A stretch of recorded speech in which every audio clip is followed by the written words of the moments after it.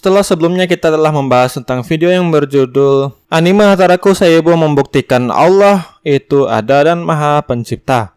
Dan satu lagi video yang berjudul Anime Jujutsu no Kaisen Allah Maha Adil. Nah, pada kesempatan kali ini anime yang akan saya bahas adalah anime berjudul Naruto. Karena seperti yang kita ketahui, dalam anime Naruto banyak sekali terkandung pesan-pesan Islam di dalamnya.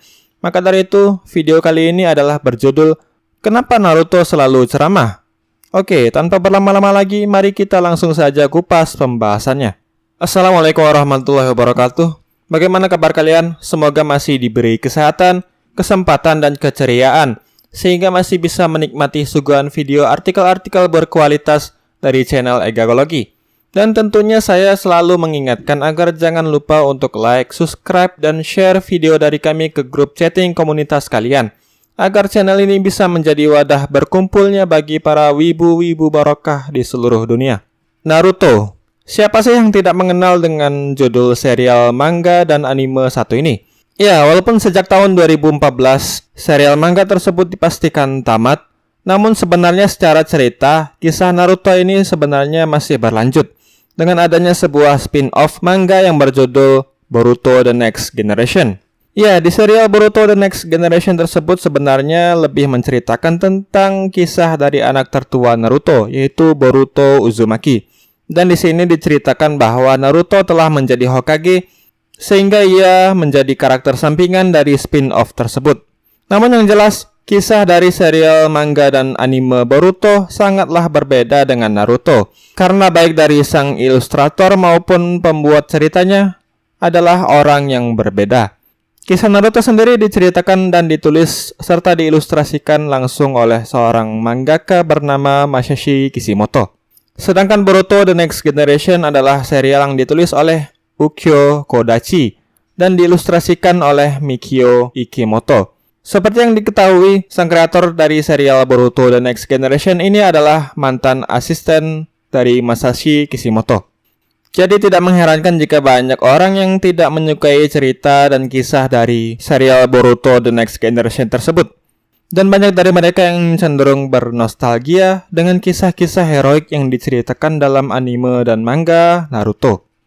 Salah satu perbedaan mencolok yang ada dalam serial Naruto dan Boruto tersebut adalah perbedaan kekuatan yang terjadi di antara mereka berdua. Naruto diceritakan sebagai seorang anak yang tidak memiliki kemampuan apa-apa. Dia hanya dikaruniai cakra yang besar dan seekor Kyuubi yang mendiami tubuhnya. Sedangkan Boruto memiliki segalanya. Ia memiliki keluarga yang harmonis, kekuatan yang besar, dan kemampuan jurus bertarung yang hebat. Lalu selain itu, perbedaan latar belakang mereka berdua sangatlah berbeda. Naruto terlahir sebagai seorang yatim piatu yang bermimpi menjadi Hokage. Sedangkan Boruto terlahir dari anak seorang Hokage yang banyak sekali mendapat kemudahan dalam kisah-kisahnya. Dan ia pun tidak memiliki tujuan pasti, serta tekad yang kuat untuk menggapai cita-cita yang sangat diinginkannya. Tetapi selain aspek-aspek di atas, sebenarnya ada satu hal lagi yang justru menjadi trademark atau ciri khas dari serial manga dan anime Naruto, yang sama sekali tidak dimiliki oleh serial Boruto. Ya, hal itu adalah ceramahnya Naruto. Yang sebenarnya hal ini banyak menjadi pro kontra di tengah-tengah para penggemar-penggemar anime shonen pada umumnya, dan penggemar Naruto pada khususnya. Ya, ceramahnya Naruto memang telah menjadi ciri khas tersendiri dalam serial manga dan anime Naruto. Bahkan hal ini banyak sekali menjadi bulan-bulanan para haters di dunia maya. Dan bahkan ceramah Naruto selalu menjadi meme-meme populer di dunia maya selama bertahun-tahun, dari zaman dahulu hingga saat ini.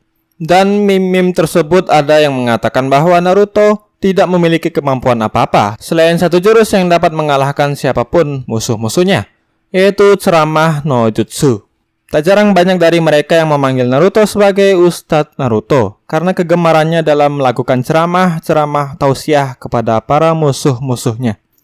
Kalau kita melihat dari sudut pandang teknis, sebenarnya hal tersebut tidak hanya bisa dikatakan sebagai sebuah hal yang lucu ataupun menggelitik saja. Tetapi hal tersebut justru bisa dikatakan sebagai sebuah kejeniusan tingkat tinggi dari sang kreator. Ya, ceramah dalam manga bergenre shounen pertarungan bisa dikatakan sebagai hal yang benar-benar baru dan tak pernah ada pada semua judul manga shounen manapun. Sehingga Masashi Kishimoto bisa dibilang sebagai seorang yang jenius karena dia bisa keluar dari jalur aman dan zona nyaman dari sebuah genre shounen pertarungan. Dan sebenarnya bukan hanya ceramah saja sih yang menjadi penemuan paling ikonik dari seorang Masashi Kishimoto. Genre shounen pertarungan yang selalu identik dengan musuh-musuh kuat dan pertarungan antara kekuatan melawan kekuatan, otot melawan otot, bisa diubah menjadi sebuah pertarungan antara otak melawan otot. Dan dalam pertarungan tersebut justru pihak yang memenangkan pertarungan adalah orang yang lebih mengandalkan otaknya dibandingkan ototnya. Seperti yang terjadi pada pertarungan antara Shikamaru melawan Hidan yang akhirnya dimenangkan oleh Shikamaru. Ya, di samping fakta bahwa seorang Masashi Kishimoto adalah kreator yang jenius, namun pernahkah kamu berpikir sebenarnya apa yang difikirkan oleh Masashi Kishimoto sehingga ia bisa mendapatkan ide untuk memasukkan beberapa baris kata dan kalimat yang diucapkan oleh sang main karakter, atau dengan kata lain juga bisa disebut sebagai ceramah, sebagai senjata rahasia untuk mengalahkan para musuh-musuh kuat yang bahkan paling ditakuti di dalam serial anime dan manga Naruto tersebut. Dikutip dari laman jurnal otaku.com yang dimuat pada tahun 2014, memuat sebuah artikel yang mengatakan bahwa pada koran Jepang bernama Asahi Shimbun mempublikasikan sebuah hasil wawancara bersama dengan Masashi Kishimoto. Di dalam wawancara tersebut memuat sebuah jawaban tentang pertanyaan mengapa Naruto selalu menggunakan jurus andalannya, yaitu ceramah kepada para musuh-musuh yang menjadi villain dalam serial anime tersebut. Masashi Kishimoto mengatakan, adegan kekerasan sepertinya sudah tidak bisa dipisahkan lagi dari manga bergenre shonen.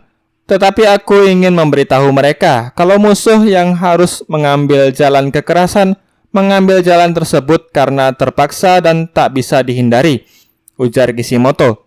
Dan jika mereka dikalahkan tanpa mengerti motivasi sang protagonis, hal itu akan menuntun musuhnya menjadi kepada pengulangan hal yang sama. Ya, sekilas jika kita amati baik-baik dari perkataan dan jawaban yang diberikan oleh Masashi Kishimoto dalam wawancara tersebut, sepertinya hal ini sangat sesuai dengan apa yang diajarkan dalam ajaran Islam tentang ajaran dakwah dan peraturan perang dalam Islam. Seperti disebutkan dalam Al-Quran surat Fusilat ayat 34-35 yang berbunyi, dan tidaklah sama kebaikan dan kejahatan. Tolaklah kejahatan itu dengan cara yang baik. Maka tiba-tiba orang yang diantaramu dan antara dia ada permusuhan seolah-olah telah menjadi teman yang sangat setia. Dan sifat-sifat yang baik itu tidak dianugerahkan melainkan kepada orang-orang yang sabar dan tidak dianugerahkan melainkan kepada orang-orang yang mempunyai keuntungan yang besar. Lalu di surat At-Taubah ayat 6 juga disebutkan bahwa, dan jika di antara kaum musyrikin ada yang meminta perlindungan kepadamu, maka lindungilah agar dia dapat mendengarkan firman Allah. Kemudian dengarkanlah dia di tempat yang aman baginya. Demikian itu karena sesungguhnya mereka kaum yang tidak mengetahui. Dari kedua ayat tersebut sangat jelas bahwa Allah lebih menganjurkan untuk memaafkan kesalahan orang lain dan menjauhi diri dari yang namanya kejahatan atau sesuatu yang dianggap orang sebagai kejahatan.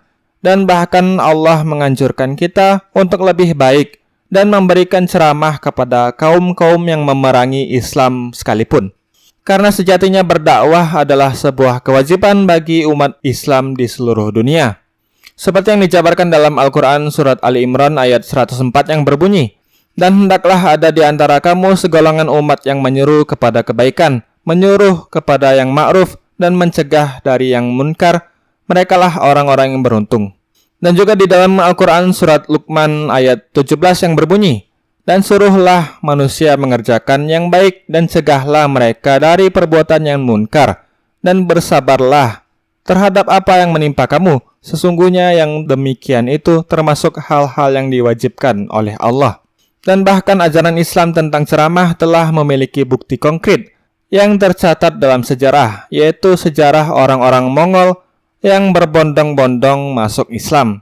Thomas Walker Allnort, seorang sejarawan dan orientalis asal Inggris, juga merasakan keheranannya. Dalam bukunya yang berjudul The Preaching of Islam, ia mengutarakan perasaan herannya pada para penakluk Islam sekaligus rasa takjub dengan kesungguhan pendakwah Islam.